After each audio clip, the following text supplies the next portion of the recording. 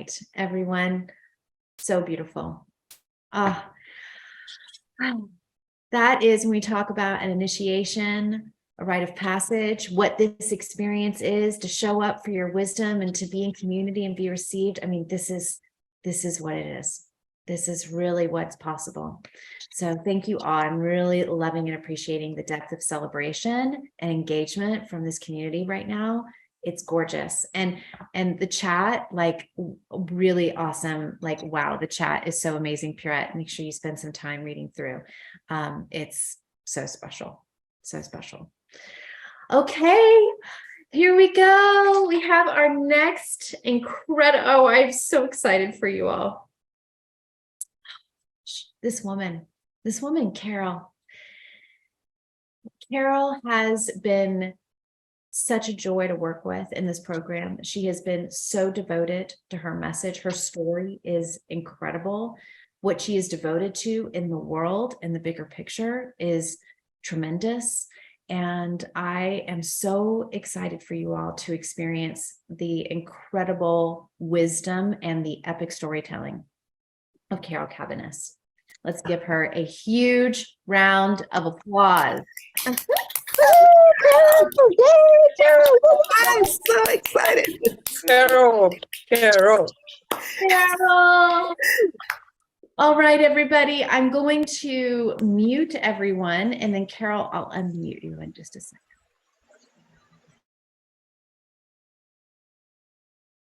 Okay, Carol, you're gonna need to, oh, you're good.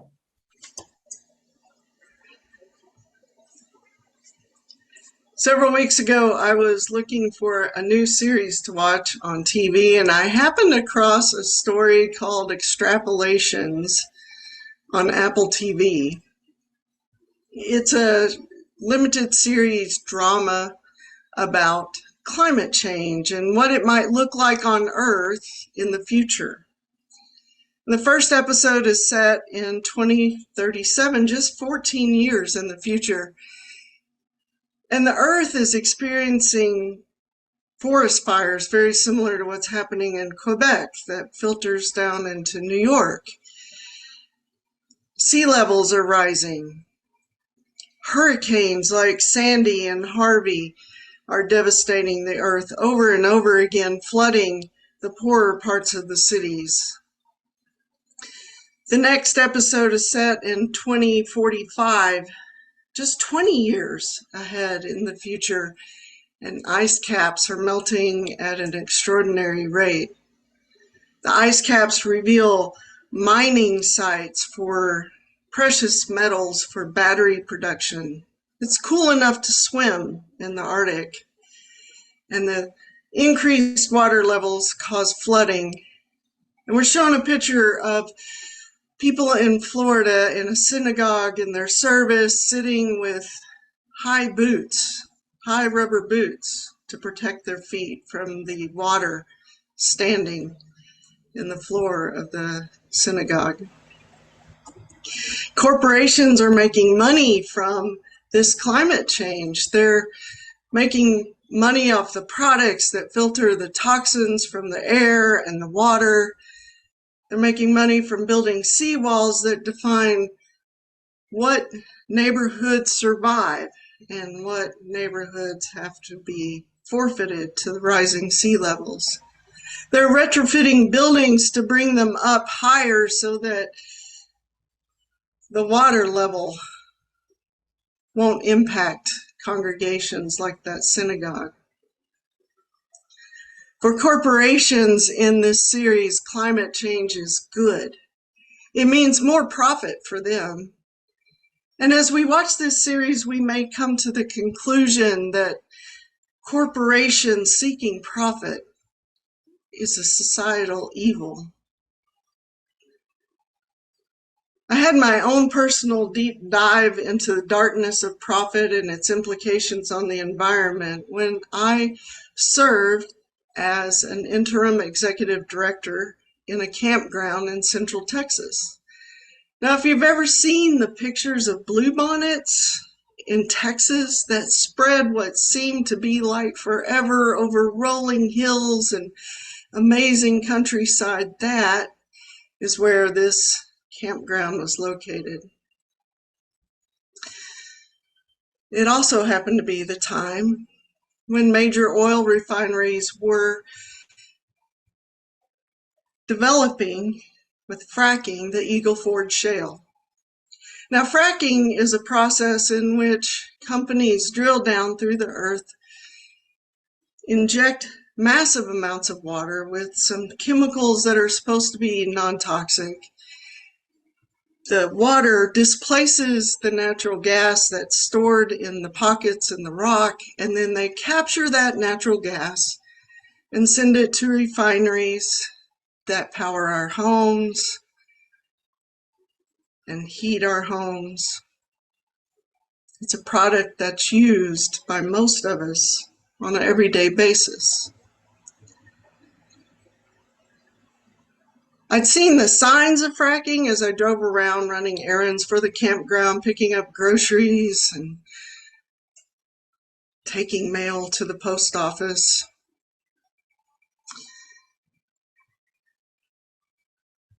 There were open air water wells that looked like swimming pools at first that dotted the countryside. There were rigs going up as new wells were drilled every couple to 5 miles, it seemed like. There was increased road traffic that made turning into our little campground a little hazardous at times. These signs were all around, but I didn't realize the impact, the personal impact this would take until not far into my tenure in that campground, a well went in across the street. And I thought, oh, well, it's, part of the thing right now, right? But one morning at 7 o'clock, I was awakened by a thud, and then a pulsing, and then a pause. A thud, and then a pulsing, and a pause. And this repeated throughout the day from 7 a.m. to 7 p.m. what seemed like an eternity, but must have only been a couple weeks to a month. Every day, thud, pulsing, pause. My heart went out to the other inhabitants of this countryside, the people, and also the animals that must not have known what was going on. I could imagine their fear.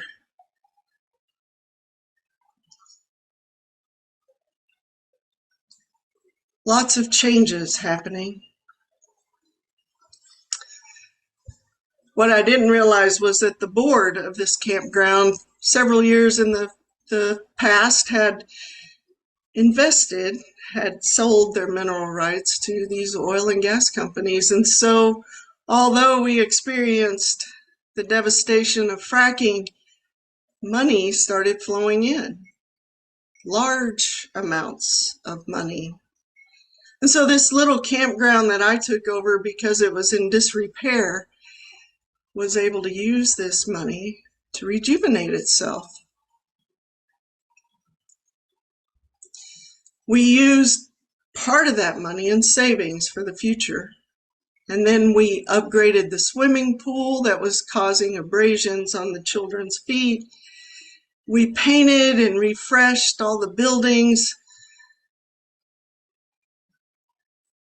We fixed the road that had seemed like a washboard when you drove over it, jarring your teeth and rattling out your fillings.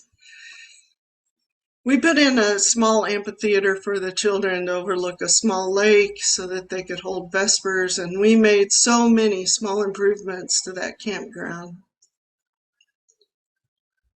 So while we might think of the changes and the devastation around the area as, once again, corporations chasing profit and causing environmental evil, was it really? Could profit also be used for good, like we had done at this campground? Fast forward several years, and I started my own business called Greenhawk to help small businesses become financially stable, providing bookkeeping and CFO work to help them make a bigger impact in their environment. However, I wasn't financially sustainable at the time. It was just a couple years into my business, and I struggled to make enough money to pay my own expenses. I struggled to make enough money to pay my company expenses. I struggled to hire staff so that I could work on my business instead of in my business. The turning point came when I attended a webinar by Kelly Ruda called Next Level CEO. And in that, as part of some of the opening exercises, she gave us a list of 10 to 12 words, and we were to write down our first impressions, our first thoughts, our first feelings on those words. And after the exercise was completed, I looked at my list. And most of the words that had to do with money were negative. But there was one that caught my eye even more. And next to the word profit, I had written the word evil. Really not good, especially since I had just become a certified profit first professional. My role was to help myself and other businesses become profitable by using the cash flow system that Mike Michalowicz had developed. But how could I, as a business owner, be profitable if I thought profit was evil? How could I help other business owners if I thought chasing profit was greedy or selfish?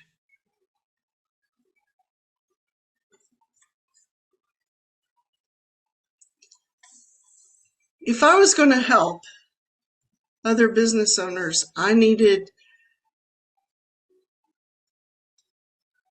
to review my belief system and my thoughts. And so I started researching profit. I started looking for and reading about profit, about books on profit.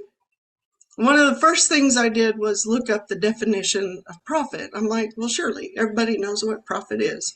And sure enough, the first definition of the word profit is a noun, and it means that bottom line number at the end of a financial statement that tells you how much money you made that year or that month or that quarter.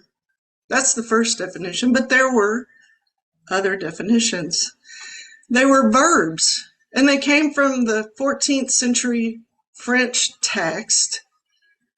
And in those first uses of the word profit, it meant to be of service, to be a benefit.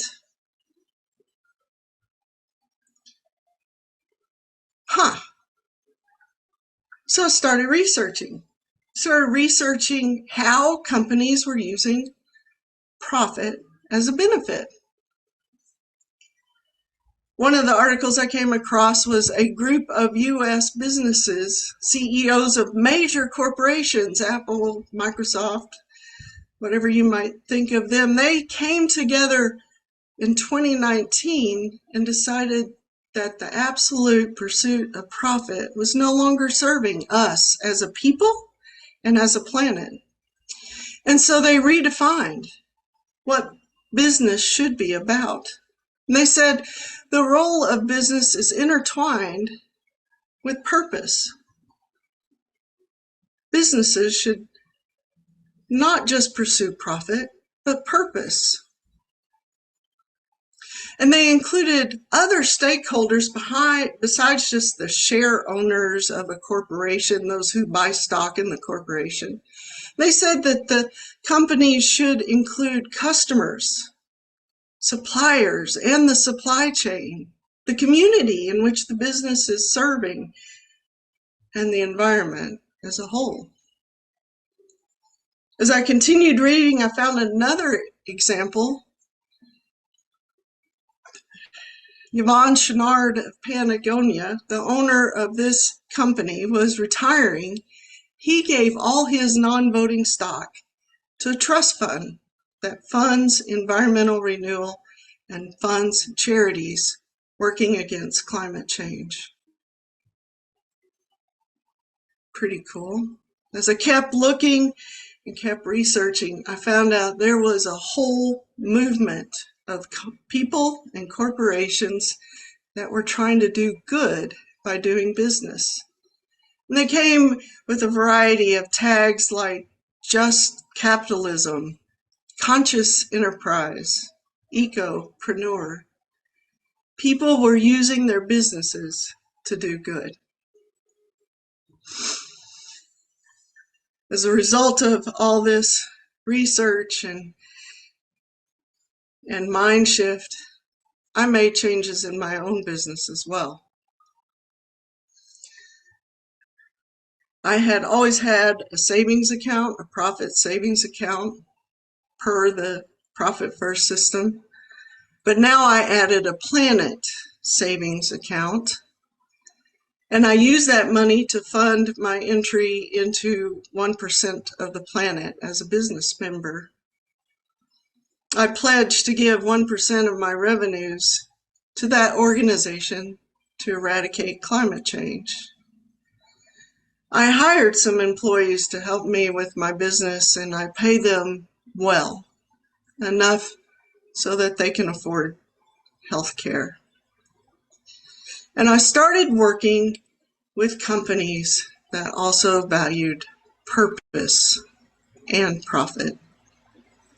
Instead of just working on bottom line numbers and KPIs and tracking revenue and expenses, now we discuss their personal values, we discuss their goals, we discuss how they want to make an impact in their community, we discuss purpose and profit, and we make a plan to achieve it.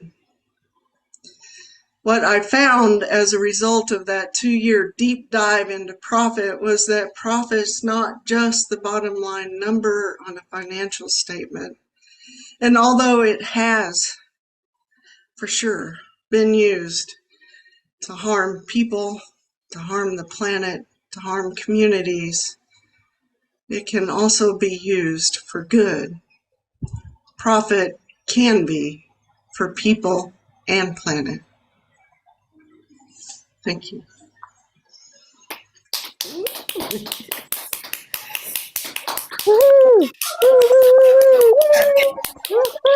Amazing. Carol. Wow, wow, Carol. wow. Carol. Yeah. Thank you. Carol. So gorgeous. Blew So my gorgeous. mind. I would Love love to invite whoever you can just start speaking. Let's offer her some specific celebration. What did you love or appreciate about her message and or the way that she spoke? Hi, can I just Please. say something? My name is Yes. Hanifa, and I'm joining you for the first time, although I've heard about the Woman Speak platform, and Welcome. I just thought I must join this today. I was driven to join by some energy, so I'm glad I have. And thank you so much, Carol, for that powerful, powerful message. The idea of purpose-driven, not simply profit-driven business, purpose-driven. I love that so, so much. And it's certainly given me food for thought. I love your delivery. So calm, so clear, so honest, so purposeful. Just a wonderful, wonderful message. So I'm sitting here in England, looking out at the sunshine and thinking, how could I make what I do more purpose-driven? I'm not a business person, but I have a company, but I play around with it. It's more a hobby than anything. But how could I turn that into a purpose-driven business? And you've certainly helped me to think about that. And your message needs to be out there at the G7 or whatever they call those big economic forums.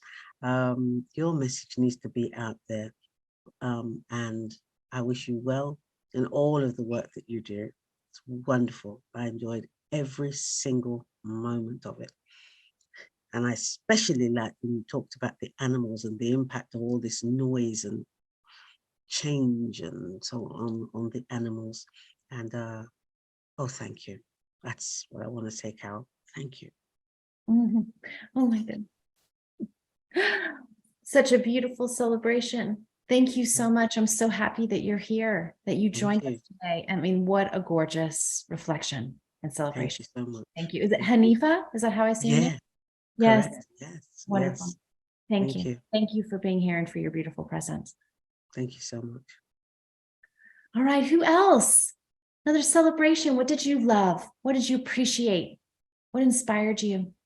I thought you did a really great job. I used to work in film and television, and I thought you did an excellent job of how you took us on the journey, and especially how you brought in the imagery of the beginning of the television show and the imagery of the campgrounds and stuff, and how you use that as a lead in, and then you kind of brought it all around full circle. It was really well, like the whole journey of it was really well thought out, really well planned. Your intonation, and the way you told it, like the I don't know, sorry, I can't remember the word, but like you know what I mean? Like when you say like the upping and downing of your voice kind of thing, that kind of thing. You guys know what I'm talking about.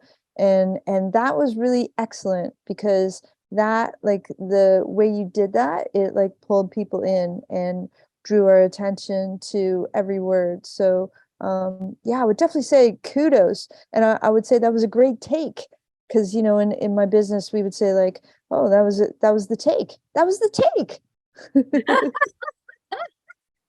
That was the take. Awesome. Katie, you're awesome. Thank you so much.